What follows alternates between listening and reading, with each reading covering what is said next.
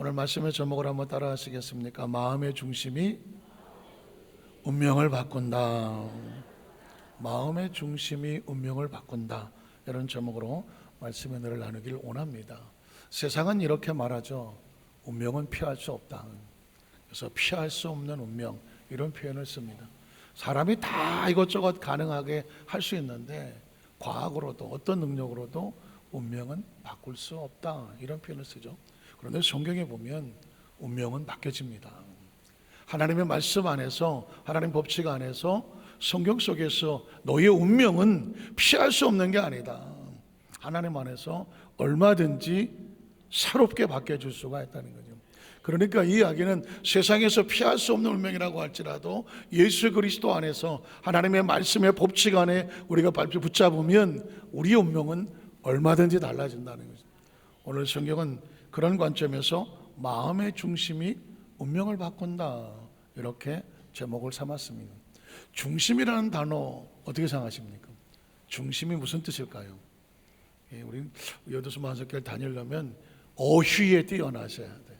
국어도 잘하셔야 되고, 어휘에 그냥 쓰는 단어가 아니라 중심이라는 단어, 뭐 그냥 흔한 단어 같지만 제가 중심이라는 단어를 찾아봤더니 뜻이 다양하더라고요. 첫 번째는 뭐냐면 위치가 한가운데 있을 때 중심을 잘 잡아라. 또 그래서 태양계는 태양을 중심으로 별이 돈다. 그때 중심은 바로 그런 의미를 쓰고 있는 것이죠. 또 본문에 어떤 글을 볼 때 본문의 중심 내용이 무엇일까, 중요한 것을 차지하는 핵심 내용이 무엇일까, 그때도 중심이라는 단어를 씁니다. 요즘 혹시 항저우 아시안게임 보고 계십니까? 양궁에 보면 뭐 단체전 또 개인전 혼성해 갖고 우리나라가 막 그냥 메달을 쓸어 담고 있는데 가만히 보면 다 관역의 중심을 맞추려고 하는 거거든요. 그 중심의 한 가운데를 또 중심이라고 말을 합니다. 그럼 마음의 중심이란 뭐냐? 이런 것들을 다 포함하겠지만 마음에 쓰는 중심은 마음을 굳게 잡고 견고하여 흔들리지 않는 아주 단단한 마음의 상태를 중심이라고 말하더라고요. 그래서 그 사람은 중심이 있어. 그렇죠? 그 마음은 흔들리지 않고 한 번 막으면 견고하게 나가. 그때 쓰는 단어가 마음의 중심이라는 것입니다. 오늘 성경의 내용을 살펴보다 보면 하나님은 바로 이 마음의 중심이 있는 사람을 찾아서 그 사람에게 하나님 일을 맡기는 걸 보게 됩니다. 우리는 첫 번째로 다윗과 형들의 마음의 중심 모습을 보겠습니다. 오늘 다윗을 보기 전에 다윗보다 먼저 이스라엘 초대 왕이 되었던 사울 왕은 마음의 중심이 흔들려서 하나님이 주신 축복의 자리를 잃어버리고 말았습니다. 사무엘상 15장 20절로 23절에 보면 사울 왕이 사무엘에게 이르되 나는 실로 야훼의 목소리를 청종하여, 말씀을 따라 순종한다는 얘기는 하나님 말씀을 중심에 잡았다는 것입니다. 청종하여 하나님께서 보내신 길로 가서 그리고 아말렉 왕 아각을 끌어왔고 아말렉 사람들을 진멸하였습니다. 여기까지는 잘한 거죠. 그러나 항상 문장에 나라는 단어가 골치 아픕니다. 그렇게 하였으나, 그러나 그 다음 이야기는 안타깝지만 다른 이야기가 있는 거죠. 도대체 그 다음에 무슨 짓을 했을까요? 그 다음 내용을 보니까 다만 백성이 그 마땅히 멸할 것 중에서 마땅히 멸할 걸 아는 거예요. 그런데 가장 좋은 곳으로 길갈에서 당신의 하나님 야훼께 제사하려고 양과 소를 끌어왔나이다 하는 거예요. 내용은 길어 보이지만 무슨 변명을 하고 있습니까? 마음의 중심을 하나님께 두어서 잘했지만 가장 좋은 것들을 보니까 이걸 내가 없애야 되나, 가져오고 싶은데 마침 백성들이 그거 가져가서 하나님 앞에 제사한 데 씁시다 라고 말하는 바람에 내가 중심이 흔들려서 그렇게 하지 못했습니다 라고 변명하는 겁니다. 그런데 여러분 보십시오. 과연 이렇게 한 것을 하나님은 어떻게 생각하실까요? 그 다음 절에 보니까 사무엘이 이르되 하나님께서 번제와 다른 제사를 그의 목소리를 청종하는 것을 좋아하심같이 좋아하시겠습니까? 무슨 말인가요? 하나님은 마음의 중심에 흔들리지 않아서 하나님의 말씀하신 것을 붙잡고 끝까지 가는 사람, 끝까지 가는, 어떤 이유나 변명과 거리를 대지 아니하고 하나님 말씀했으면 그 말씀의 중심대로 행하는 사람, 그 사람을 찾는다는 것입니다. 그게 신앙이라는 것입니다. 아무리 제가 좀 바빠서요, 제가 좀 이런 일이 있어서요, 좀 더 좋게 해보려고요, 여러 가지 변명의 거리를 갖다 대지만 하나님은 어떤 화려한 외식이나 형식이나 치장이나 그것보다도 네 마음의 중심을 내놓아라. 사울왕은 안타깝지만 이스라엘의 초대 왕이 됐지만 하나님의 명령을 중심을 붙잡고 가다가 흔들렸어요. 그러면 하나님은 그 사람을 못 쓰는 겁니다. 어떤 일을 맡기겠습니까? 중요한 일을 맡길수록 그 일 가지고 하다가 나중에 흔들려 버리면 하나님이 그 사람에게 어떻게 맡기겠습니까? 그래서 하나님이 찾으시는 사람은 어떤 사람이다?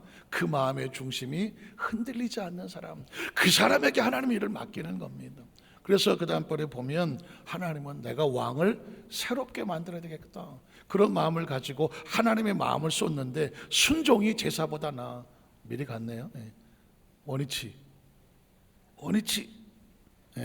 순종을 잘하고 있습니다. 순종이 제사 받아갖고 듣는 것이 순양의 기름보다 나으니, 어떻게 인간이 할 수 있는 모든 것들 가운데 하나님을 거역하지 말아요. 하나님의 말씀을 거역하는 것은 우상 앞에 가고 점을 치는 것 같고, 완고한 것은 우상에 절하는 죄와 같다니 굉장히 무서운 겁니다. 인간은 그러니까 어떻게 하면 사냐면요, 하나님의 말씀의 중심 안에 있어야 살아요. 인간의 육체는 숨을 쉬어야 살고, 먹어야 살고, 마셔야 살고, 잠을 자야 살고, 온도가 적당한 온도 안에 있어야 살잖아요. 그 중에 하나만 어긋나면 죽는 거거든요. 마찬가지로 인간의 생명의 영혼의 존재는 하나님이 우리의 생명입니다. 한번 따라하시죠. 하나님이 우리의 생명입니다. 하나님의 말씀이 우리의 생명입니다. 말씀이 뭐냐면 원칙이고 원리고 법칙이고 우리를 보호하고 인도하기 때문입니다. 그러니까 하나님의 법칙 안에서 벗어난 사람을 하나님이 뭘 맡기겠습니까? 생명을 맡기겠습니까? 무슨 왕의 자리를 맡기겠습니까? 능력을 맡기겠습니까? 그래서 하나님께서는 새로운 왕을 찾기 시작을 합니다. 사무엘서 16장 1절에 보니까 야훼께서 사무엘에게 이르시되 내가 이미 사울을 어떻게 했다? 버렸다는 얘기입니다. 기능을 상실해서 쓸 수가 없는 거예요. 하나님이 쓰시려면 적어도 다른 것보다도 하나님의 마음에 내 중심이 있어야 되는 거예요. 흔들리지 않아야 되는 거예요. 그래야 그 사람이 맡길 수 있지 않습니까? 그런데 사울왕이 마음의 중심이 흔들려서 왔다 갔다 하고 갈팡질팡 하는 거예요. 그래서 그를 어떻게 했다? 버렸다고 하는 것입니다. 그래서 이스라엘 왕이 되지 못하게 하였거늘 내가 그를 위해서 언제까지 슬퍼하겠느냐? 사무엘아, 너는 뿔에 기름을 채워서 가지고 가라. 다른 사람을 내가 준비했다. 내가 너를 베들레헴 사람 이새에게로 보내리니 이는 내가 그의 아들 중에서 한 왕을, 아직 왕이 아닌데 하나님이 왕이 될 만한, 왕을 맡길 만한 중심 있는 자를 찾아냈다고 말씀하는 것입니다. 그래서 그 세 번째 보면 마음의 중심을 보신 하나님께서 이런 고백을 하죠. 나는 마음의 중심을 봐. 16장 6절로 7절에 보면 그들이 오매, 자, 사무엘이 이새의 집에 갔더니 이새가 8명의 아들 중에서 7명의 아들만 데리고 사무엘 앞에 세우는 장면, 여러분 잘 아시는 장면이죠. 사무엘이 엘리압을 보고, 엘리압은 이새라는 다윗의 아버지의 장남입니다. 이 장남이 얼마나 잘생기고 준수하고 헌칠하고 그냥 딱 왕이 될 만했든지 사무엘이 그를 보자마자 마음에 이르기를 야훼의 기름 부으실 자가 과연 주님 앞에 있다는, 그의 외모가 얼마나 훌륭한지, 야, 이런 인물이 숨어 있었어? 이스라엘의 왕이 될 만하네 하고, 천하의 사무엘이 어떤 사람입니까? 내가 기도하는 걸, 쉬는 걸 죄라고 생각하는 사람입니다. 그러니까 사무엘 선지자는 하나님의 은혜 속에 사는 사람인데, 그런 사람이 봐도 이거 너무 잘생겼어. 혹시 내 얘기다? 혹시 있어요? 여러분, 내가 어렸을 때 이렇게 잘생겼다. 제가 지금 요즘 화면에 이렇게 떠도요, 제가 20대 때 군부대 위문을 다녔습니다. 반 연예인이었어요. 비웃어서 그만하도록 하겠습니다. 어쨌든 간에 사람이라는 것은 외모에 마음이 끌리게 되어 있는 것 같아요. 사무엘도 엘리압을 보고 마음이 끌렸어요. 근데 여러분 보십시오. 하나님은 어떨까요? 그 다음 절에 보니까 뭐라고 말합니까? 야훼께서 사무엘에게 이르실 때, 사무엘아, 그의 용모와 키를 보지 말라. 사무엘이 엘리압에게 마음을 끌린 걸 하나님이 보셨어. 하나님이 차단하는 겁니다. 사무엘아, 그의 용모와 키를 보지 말라. 중요한 것은 내가 이미 그를 뭐 했다고요? 버렸어. 사울왕도 버렸는데 이새의 첫 번째 아들도 버렸어. 뭐가 없었을까요? 그 마음의 중심이 하나님께 있지를 않았기 때문인 겁니다. 하나님은 지금 우리의 무엇을 보신다? 용모와 키를 보지 않는다. 내가 보는 것은 사람과 같이 아니 사람은 외모를 보거니와 나 야훼는 무엇을 보느니라? 중심을 본다고 말했습니다. 그 중심이 뭐예요? 흔들리지 않고 견고하여 그 마음에 결기가 있고 단단하여 한번 마음을 먹으면 흔들리지 않는 그 사람의 마음의 중심을 하나님께서 보시겠다고 하는 것입니다. 자, 그리고 그 다음 절에 보면 드디어 하나님께서 이 다윗을 만납니다. 만나고 그가 어떤 사람인지를 말합니다. 또 사무엘이 이새에게 이르되 내 아들들이 다 여기 7명을 다 데려왔거든요. 그런데 하나님이 아니야. 뭐가 아닐까요? 마음이 아닌 거예요. 마음이 아니야. 중심이 아닌 거예요. 7명이 다 아닌. 그래서 이새에게 이르되 내 아들들이 다 여기 있느냐? 이새가 이르되 아직 막내가 남았는데, 막내는 뭐합니까? 그는 형들의 양을 지키며 지금 들판에서 땀 뻘뻘 흘리면서 양들을 지키고 있다는 것입니다. 그런데 사무엘이 말합니다. 이새에게 사람을 보내어 그를 데려와야 된다. 왜냐하면 내가 그를 만나러 온 거다. 그가 오기까지는 우리가 식사 자리에 앉지 아니하겠다. 또 그 다음 절에 보니까 이제 사람을 보내어 그를 데려오며 그의 빛이 붉고 눈이 빼어나고 얼굴이 아름다웠다. 사실은요, 이새의 8명의 아들이 있었는데 7명만 데려왔거든요. 다윗은 아버지 이새도 기대하지 않았어요. 나이도 어리고 성경에는 없지만 기록된 전승에 보면 어쩌면 이새에게 여러 명의 첩이 있었지만 그 당시 부인들이 많았으니까 그 중에 아마 다윗은 첩의 아들이었을지도 모른다. 그래서 7명을 데려오지만 자기가 뭐가 하겠어. 아버지도 포기하고 기대하지 않았던 다윗. 그런데 하나님은 그 사람을 찾습니다. 그 사람을 찾습니다. 사람은 포기하고 사람은 제가 뭘 하겠어. 저런 신분에 아픔과 상처에 눈물을 흘리고 있는 그 다윗을 하나님은 그를 찾아내셨어. 그를 보고 싶었어. 그를 데려오라고 말하는 거예요. 자, 그런데 그를 데려오매 그의 빛이 붉고 눈이 빼어나고 얼굴이 아름답더라. 전 여기서 조금 헷갈렸어요. 하나님은 뭘 보지 않는다? 외모를 보지 않으신다고 했는데 그럼 다윗은 완전히 쭈그러지고 와야 되잖아. 그런데 보니까 그 온 다윗이 얼굴에 빛이 나. 붉은 화기가 돌고 눈도 빼어나고, 갑자기 눈에 힘주지 마세요. 눈이 빼어나고 그리고 얼굴이 아름답다는. 전 처음에 하나님은 외모를 보지 않는다는데 다윗은 외모가 더 뛰어나. 이게 뭘까? 여러분 아십니까? 지금 다윗이 치장을 하고 왔나요? 아닙니다. 들판에 양치다가 왔으니 얼굴은 땀이 범벅이고 여기저기 껌쟁이 묻었을 것이고 그냥 양치기 옷을 입었고 맨발에 샌달에다가 이러고 달려와서 땀 뻘뻘 흘리고 땀 냄새 나고 앉아있단 말입니다. 그런데 그 모습을 바라보는데 빛이 붉고 눈이 빼어나고 얼굴이 아름답다. 이거는 그의 외모일 수도 있지만 그 마음의 중심이라고 보입니다. 하나님의 눈에 그 마음의 중심이 그의 얼굴에 나오는데 그렇게 빼어난, 저는 기억합니다. 여러분, 사람이 크리스찬이 가장 아름다운 건 화장이 아니에요.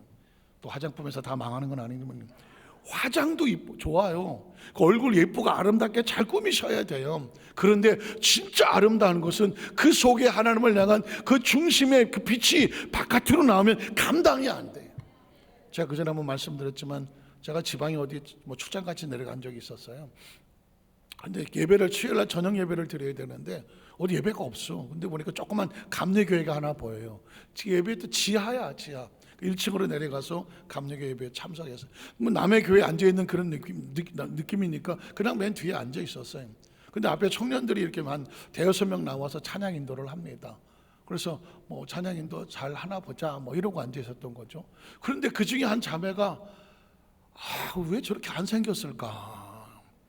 좀 이게 안 생겼어 그냥. 그래서 야, 그 찬양팀은 그래도 조금 생겨야 되는 거 아닌가? 다른 사람 앞에 서서 뭘 하려고 하면 그래도 좀 이렇게 보기 좋아야 되지 않을까? 인간은 자꾸 그런 걸 따지는 것 같아요.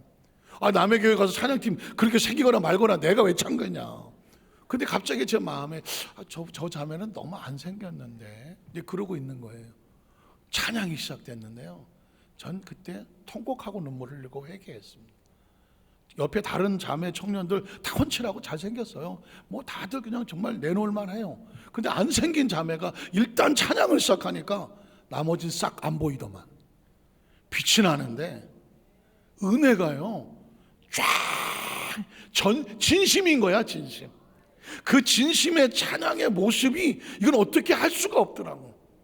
그래서 제가 하나님 안에서의 아름다움이란 그 속에 은혜가 나와서 은혜로 진실되게 사는 삶은 세상에 어떤 것도 커버가 안 되는구나. 저는 여주 산사교회 모든 성도들이 하나님 안에서 주시는 그 중심의 진심된 신앙의 모습으로 인하여 얼굴이 빛이 나고 은혜가 충만하시기를 주의 이름으로 축복합니다. 저희 집사람한테 당신이 앞으로 절대 화장하지 마라, 은혜만 충만히 받아라. 그러다가 맞아 죽을 뻔했었습니다. 여러분, 어쨌든 그런 하나님께서 우리에게 주시는 건 그런 거예요. 은혜의 빛이 붉고 눈이 빼어나고 얼굴이 아름답다. 자, 그래서 그 다음 절에 보니까 야훼께서 이르시되 이가 그니 이 사람이야. 전 여기서 이 말에 얼마나 눈물이, 이 사람이야, 일어나 기름을 부으라 하시는 겁니다. 다윗은 아버지에도 인정을 받지 못하고 형들을 대신해서 들판에서 양이나 치고 그런 존재, 아무도 기억하지 않는 존재였습니다. 그런데 하나님이 기억해내셨어. 하나님이 찾아내셨어. 하나님이 불러주셨어. 그리고 데려오게 하셨어. 그리고 그에게 기름을 부으게 하셨어. 왜 기름 붓습니까? 나라를 맡기려고 하는 거예요. 여러분, 이런 겁니다. 어떤 사람은 하나님 앞에 간절히 부려서 나가서 이래서 응답받는 것도 감사한 거예요.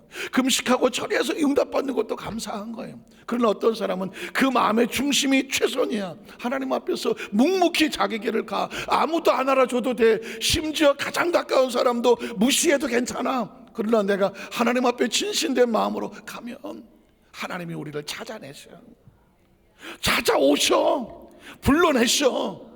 너에게 내가 영권을 맡겨도 되겠다. 너에게 물권을 맡겨도 되겠다. 생명을 맡겨도 되겠구나. 여러분, 그 은혜가 임하시기를 주 여러분 축복합니다. 어차피 한 인생 살고 신앙생활을 믿음으로 살며 기도하는 삶을 살아갈 때 내가 하나님 이거 해주세요라고 매달리는 기도도 필요하지만 꿋꿋이 자기 길 가다 보니까 야, 네가 일해야 되겠다. 네가 일을 맡아줘라. 네가 일을 맡아줘라. 네가 일을 맡아. 하나님이 찾아서 하나님이 부어주고 싶어하는 우리 성도님 되시기를 주님의 이름으로 축복합니다. 어느 성경에 보니까 이 다윗의 이 모습을 통해서 13절은 이렇게 말합니다. 자, 사무엘이 기름 뿔병을 가져다가 그의 형제 중에서 그에게 부었더니 어떻게 됩니까? 그날 이후로 다윗이 하나님의 영역에 크게 감동되어서 이제 이스라엘 왕이 되기 위한 준비 과정에 떨어져 나갑니다. 과연 그 마음속에 있는 그 중심이 어떤 모습이었을까요? 3에서 17장 41절 이하를 보면 이 다윗의 입에서 나오는 결기가 나와. 그가 어떤 어려움 앞에서도 그 마음의 중심이 확고하면 그 사람의 언어를 들어보면 돼. 그 사람이 하는 말을 들어보면 이 사람의 신앙이 물에 물 타고 술에 술 탄 건지 아니면 단호해서 누구도 손댈 수 없는 건지 그 말을 들어보면 돼. 다윗은 무슨 말을 할까요? 블레셋 사람이 방패든 사람을 앞세우고 다윗에게로 점점 가까이 나가니라. 그 블레셋 사람 골리앗입니다.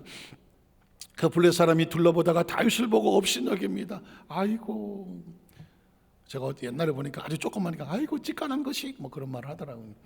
업신여기니 이는 그가 젊고 붉고 용모가 아름다움이라. 블레셋 사람이 다윗에게 이르되 내가 나를 개로 여기고 양치는 막대기를 들고 나왔으니까 막대기를 가지고 내게 나왔느냐 하고 그의 신들의 이름으로 다윗을 저주하고 또 블레셋 사람이 다윗에게 이르되 너 오늘 내게로 와 내가 내 살을 공중의 새들과 들쥐들에게 주리라 하는지라. 이 공포 속에서 다윗은 뭐라고 말할까요? 그 다음 절을 보면 다윗이 블레셋 사람에게 이르되 너는 칼과 창과 단창으로 내게 나아오거니와 나는 만군의 야훼의 이름 곧 내가 모욕하는 이스라엘 군대의 하나님의 이름으로 내게 나가니라. 여러분 보십시오. 단호하지 않겠어요. 2m 70짜리가 이러고 이 왕방할 만한 눈으로 이러고 쳐다보면서 죽일 듯 덤벼드는데 17살짜리 소년 다윗이 당당하게 서서 외칠 수 있는 이유가 뭘까요? 하나님의 이름이 있어야 되는, 하나님의 이름을 가슴에 들고 그 중심에 외치는 것은 네가 칼과 창과 단창으로 내게 다가오지만 난 눈 하나 깜짝하지 않는다. 나에겐 뭐가 있을까? 만군의 야훼 이스라엘 군대에 하나님의 이름이 있다.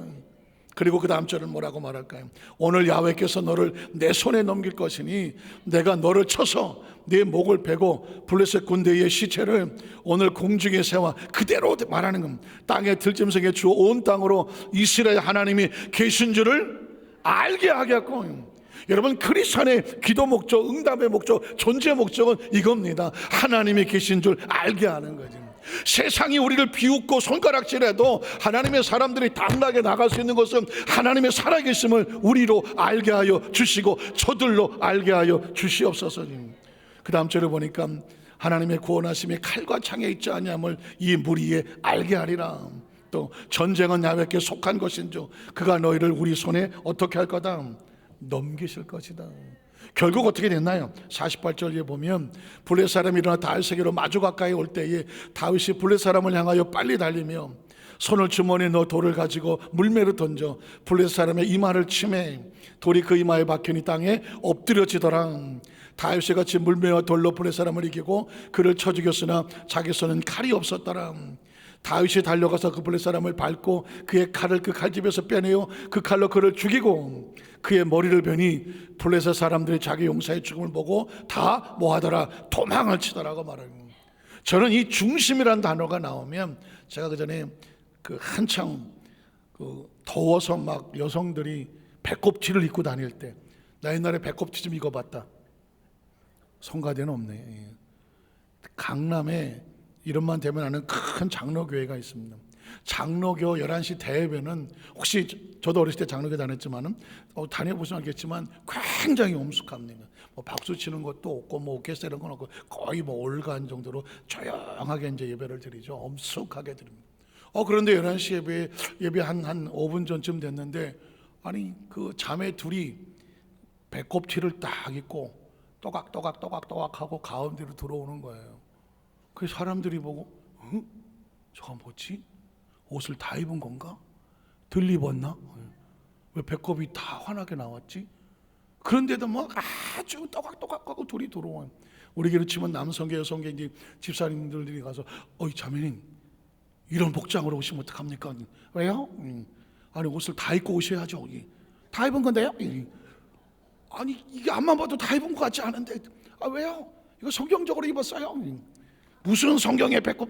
아니 하나님은 외모를 보지 아니하시고 중심을 보신다 그래갖고 그냥 배꼽을 드러내고 물론 조크가 기진 하지만 그래갖고 막 한바탕 난리가 났다 그런 얘기를 제가 이제 전에 들은 적이 있는데 뭐 세대가 달라서 그렇겠죠. 과연 배꼽이 하나님 보시는 중심이냐? 그건 아닌 거잖아요. 그 이야기를 들으면서 과연 중심은 무엇인가? 하나님께서 보시는 중심은 그 마음속에 하나님을 향한 진심인가를 보는 것이죠. 사랑하는 성도 여러분은 어떻습니까? 과연 난 하나님 앞에 얼마나 중심일까? 생각해 보셨습니까?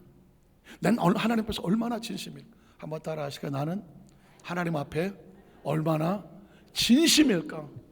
내 중심은 하나님 앞에서 얼마나 진심일까? 여러분 지금 저와 여러분이요 이거 생각하셔야 돼요. 그냥 교회 다니는 성도가 아니라 주일날 예배 드리는 성도가 아니라 신앙은 하나님과 나와의 관계거든요. 하나님께서 나는 외모를 보지 않아 내 중심을 봐 이렇게 말씀하셨단 말이죠. 그럼 예배 나오는 성도들은 어떤 마음을 가지고 나와야 됩니까? 중심을 가지고 나와야 되는 거거든요. 하나님 지금 우리에게 중심을 보기를 원하신단 말이죠. 여러분 생각 외로 우리가 그냥 다녀도 난 알아보겠어? 아닙니다. 세상은요 고수들이 많아요. 제가 지난번에 말씀드렸지만 퇴천에 제가 장로님들하고 식사 갈비집에 한번 갔었는데 그 집 사장님은 손님들이 들어오면 귀신이 따라 들어오는 걸 보인다고 하잖아요. 뭐 저하고 직접 한 얘기니까 뭐 들은 얘기도 아니에요. 목사님, 저는요, 손님이 들어오면 귀신이 따라오는 게 보인다는데, 이야, 세상에 이런 공수들이 많아요. 또 여러분 아십니까? 혹시 그 전에 이렇게 무당이나 이런 걸 하시다가 다른 신을 섬기다가 예수를 믿고 신앙생활 하신 분하고 대화를 상담을 해본 적이 있는데, 그분들이 목사님, 제가 그 신을 모실 때는요, 사람이 오면 그냥 다 보인대. 이게 진짜인지 가짜인지, 뭐 교회 다닌다고 해도 아이고 이건 가짜, 다 한다는 거예요. 놀랍지 않습니까? 제가 어쨌든 구역장님 한 번은 남편이 건설회사를 하는데 분양을 해야 되는데 이게 안 돼갖고 막 큰일 났고 막 이러니까 구역장님이 그냥 어쩌다가 그냥 어디 점을 치러 갔어. 점을 치러 갔는데 구역장이 점 치러 가려니까 또 마음에 찔리잖아. 또 금식을 하고 갔다 하네 또. 그리고 또 딱 점쟁이를 만나러 갔는데 영적으로 기가 안 눌리려고 눈을 똑바로 뜨고 탁 갔더니 그 점쟁이가 뭐라 그래요? 나보다 더 큰 신을 섬기는 사람이 여기는 왜 왔어? 여러분, 귀신이 귀신같이 합니다. 이 이야기를 하는 이유는 귀신이 귀신의 세계 속에서 이렇게 벌어지고 있다고 하면 그걸 정작 크리스천이 모른다니까. 귀신은 귀신의 세계를 알고 나보다 더 큰 신을 섬기는 당신이라고 인정까지 해요. 근데 정작 크리스천은 자기가 누굴 섬기는지도 몰라. 제가 5만 원 뜯길 뻔한 일이 있는데 어떤 성도님이 저한테 급하게 막 나가는데, 목사님 저 5만 원만 빌려주세요. 아니 무슨 성도가 목사한테 5만 원을 빌려달라 그래. 그런데 얼마나 급하면 그럴까 싶어갖고 지갑에서 5만 원을 드렸어요. 그래서 며칠 뒤에 이분이 저를 찾아와서 목사님 죄송해요, 5만 원을 들고 왔어요.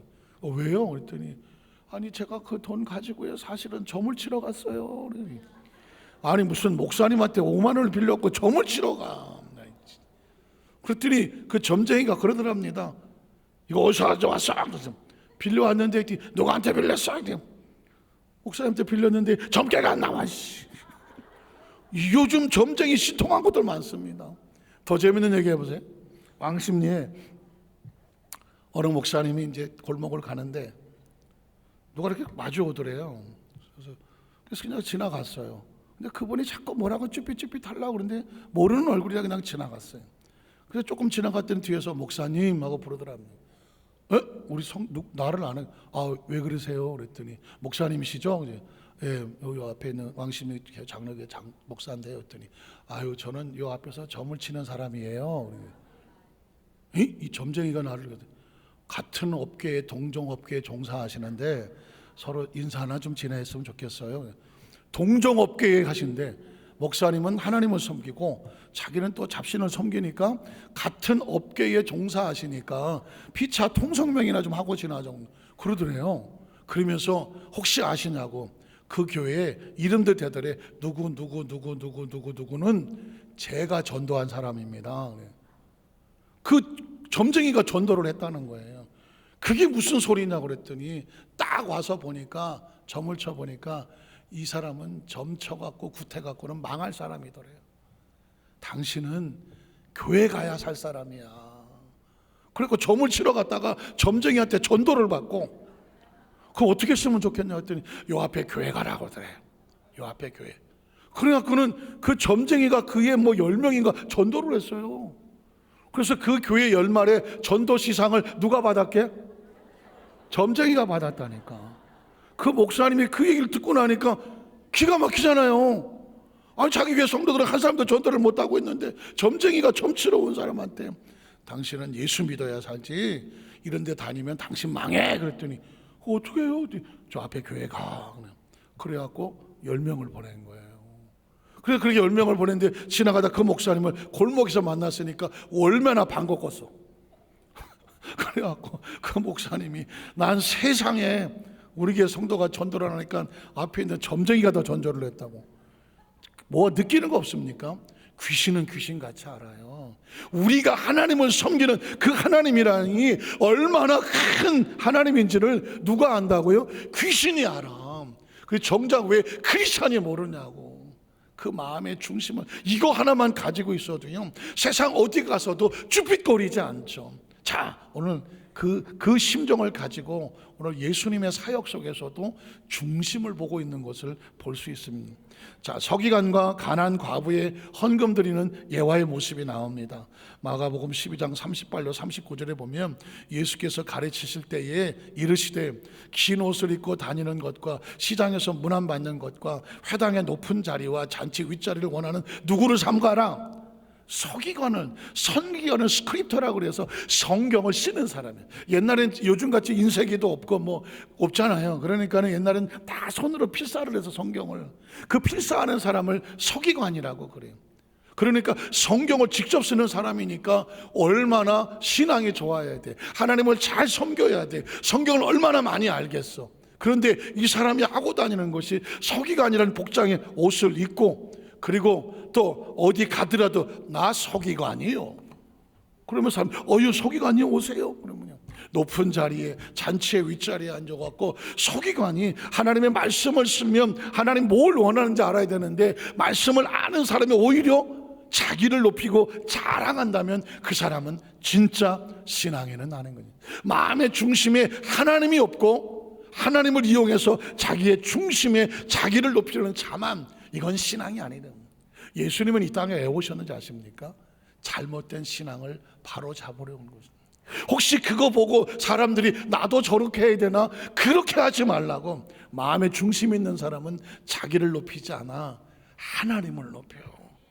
그래서 그 다음 절에 보면 그들은 과부의 가산을 삼키며 외식으로 길게 기도하며 그가 받는 판결도 억중하리라. 사람들에게 형식적으로 외식적으로 포장을 해서 나 이렇게 신앙 좋아요, 나 이렇게 봉사 잘해요, 자기를 높이려고 마음 하나만 붙었다면 그거는 외식이다.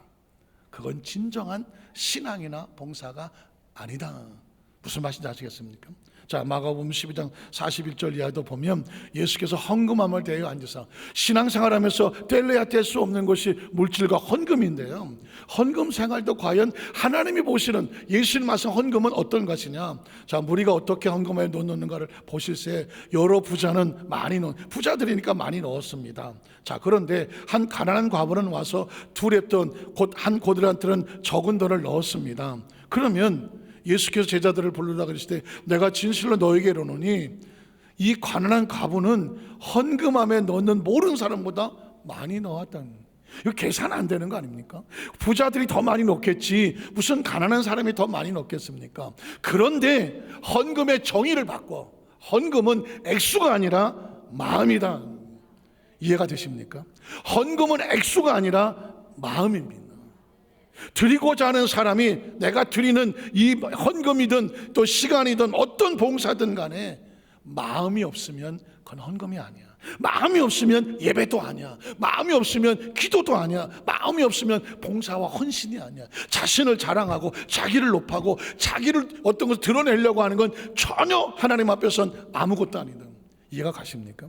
오늘 저와 여러분의 신앙의 본질을 근본적으로 바꿔서 이왕 예수 믿고 인생 한 번밖에 안 사는데 하나님 앞에 서로 우리가 진짜 신앙생활을 잘했습니다 하려고 하면 그 신앙생활 잘했다고 하는 건 누가 증거하느냐? 마음이 증거하는 거예요. 마음이 증거하는 거예요. 자, 그래서 그 다음 절에 보면 그들은 다 풍족한 중에서 여유가 있어서 뭐 이 정도야 하고 이렇게 드렸지만 이 과부는 그 가난한 중에서 자기의 모든 소유, 그 생활비 전부를 넣었다는 거예요. 어쩌려고 그랬는지 모르지만 생활비 전부를 넣었다는, 자기 마음에 전부를 넣었다는 것과 같습니다.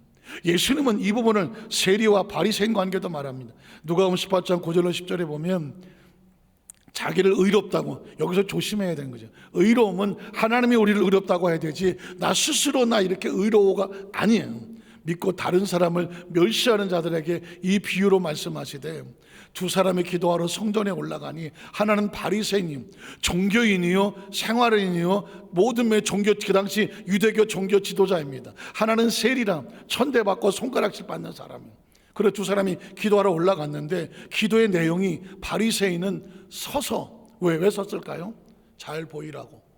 그리고 따로 왜 그럴까요? 나는 니네들하고 질이 달라. 서서 기도하여 이르되 하나님이여, 목소리 좀 깔았겠죠. 나는 다른 사람들 곧 토색하고 불의하고 가늠한 자들과 같지 아니하고. 이 세리와도 잘해야 되겠는데, 이 세리와도 같지 아니함을 감사하라. 이게 얼마나 중요한 내용입니까? 그러나 그 내용에 가식이 가득하지 않습니까? 자기를 막 높이고 있는 그런 게 가득하지 않습니까?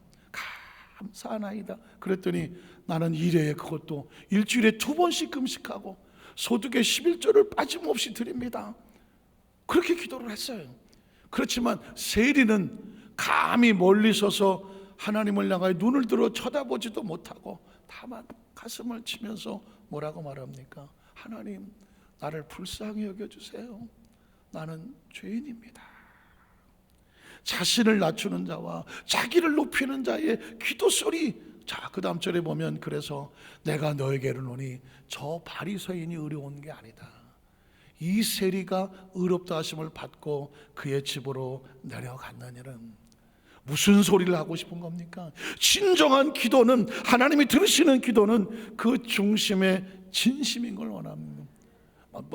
무릇 자기를 높이는 자는 낮아지고 자기를 낮추는 자가 높아지는. 그래서 신앙생활을 오래 할수록 절대로 착각하면 안 되면, 하나님 앞에 철저하게 낮아지고 하는 자를 하나님이 높이신다는 것입니다. 혹시 여러분 1970, 7080, 요즘은 젊은 사람들 7080을 뭐 많이 아시는데, 그때 송창시라는 가수가 바보들의 행진이라는 영화에서 많은 노래를 부릅니다. 혹시 아십니까? 고래사냥, 고래사냥도 있죠. 술 마시고 뭐 이런 노래도 있고요. 그때 제가 하나 기억하는 게 왜 불러라고 하는 노래 있습니다. 혹시 아시겠습니까? 왜 불러? 여기 다 성가대가 왜 불러 하면 좀 이상하네. 그게 원래 왜 불러 뭐 이렇게 나가는 반주하는 건데, 그게 돌아서서 가는 사람 왜 불러? 그런데 2절에 가면 아십니까? 2절 가사는 안 들려 하는 데가 나옵니다. 안 들려. 그 다음 가사가 뭐예요? 마음 없이 부르는 소리는 안 들려. 마음 없이 그냥 툭 하고 불러주는 소리는 안 들려. 이제 다시는 나를 부르지도 마. 그런 노래예요. 근데 여러분, 그 내용이 성경에 있다는 사실을 아십니까? 하나님께서 이스라엘 백성들이 제사 드린다고 막 소도 가지고 양도 가지고 오는데, 처음에는 최상급을 가져와 하나님께 드릴 거야. 시간이 지나다 보니까 아까워. 그래갖고는 기르는 양들 중에서 다리 부러진 놈, 눈깔 빠진 놈, 털 빠진 놈, 쟤 그냥 어디다가 쓸모없는 거 그거 들어다가 어차피 잡아 죽일 건데 뭐. 와, 뭐가 바뀌었습니까? 마음이 바뀌었잖아. 나중에 그것도 귀찮아. 아이고 힘들어 데려오는 것도. 그래서 그 성전 앞에 아예 가축 가게 이런 게 있어. 거기서 하나 사서 갔다가 아유 재물 가져왔습니다. 그럼 갖다 놔. 귀찮아 아주. 예배가 귀찮고 그냥 다 힘들어. 아이고 죽겠네. 그거야. 그런데 형식은 남아있지만 마음은 없어. 반대로 하나님 입장 생각해 보시오. 누군가 나에게 와서 하나님께 진심으로 예배 드리는 척은 하는데 보니까 눈깔 빠지고 털 빠지고 다리 부러진 놈은, 그것도 귀찮아서 요 앞에서 하나 사갖고 와서 주여 내가 진심으로 예배를 드리나이다. 그러면 하나님 마음이 어떨 것 같아요? 모욕 아닌가요? 아무런 존중도 없으면서 형식으로 드려지는 그런 마음이요. 마음 없는 소리는 듣지도 않아. 마음이 없는 예배는 받고 싶지 않은 거예요. 이젠 여러분 이제 말씀을 제가 정리하기를 원합니다. 우리의 신앙생활이요, 지금은 뭐 할 때냐면 잘 자신을 정비할 때예요. 돌아볼 때예요. 그리고 새롭게 할 때예요. 진짜인지 가짜인지 내 스스로 점검을 하고, 누가 뭐라고 하더라도 난 떳떳하게 신앙생활을 꿋꿋하게. 예수 안 믿는 사람들도요, 예수 믿는 사람이 어떻게 하기 원하냐면 정직하게 원해요. 선하고 착하기를 원하고요. 대충 뭐 그냥 같이 돌아다니면서 어울려 주는 게 그게 친구 같지만, 예수 안 믿는 사람은 그렇게 생각하지 않아요. 예수 믿는 사람은 예수 믿는 사람 다 와주기를 원해. 아주 꿋꿋해주기 원해. 정의롭기를 원해. 남들이 다 타락하더라도 예수 믿는 사람들은 타락하면 안 된다고 그 사람들이 말해.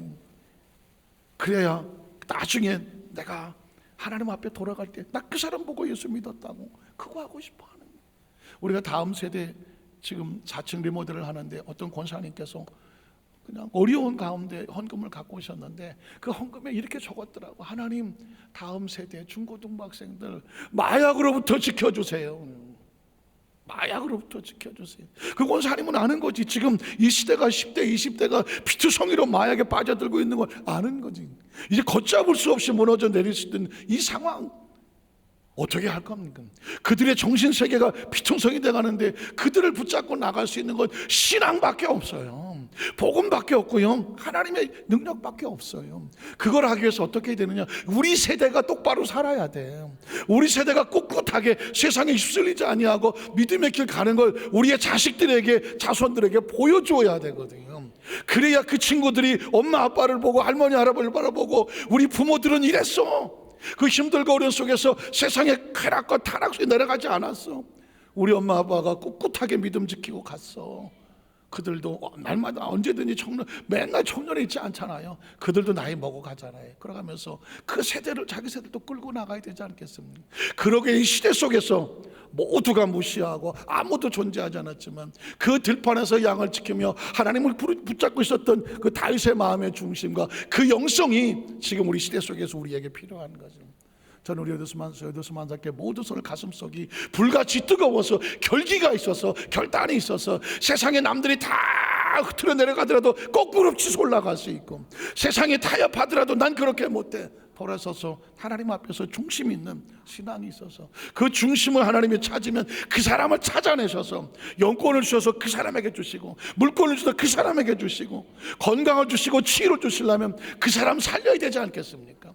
좀 여도스만사께 오던 성도들이 그 마음의 중심이 하나님께 있는 축복의 주인공 되시기를 주님의 이름으로 축원합니다. 기도하겠습니다. 하나님 아버지, 감사합니다.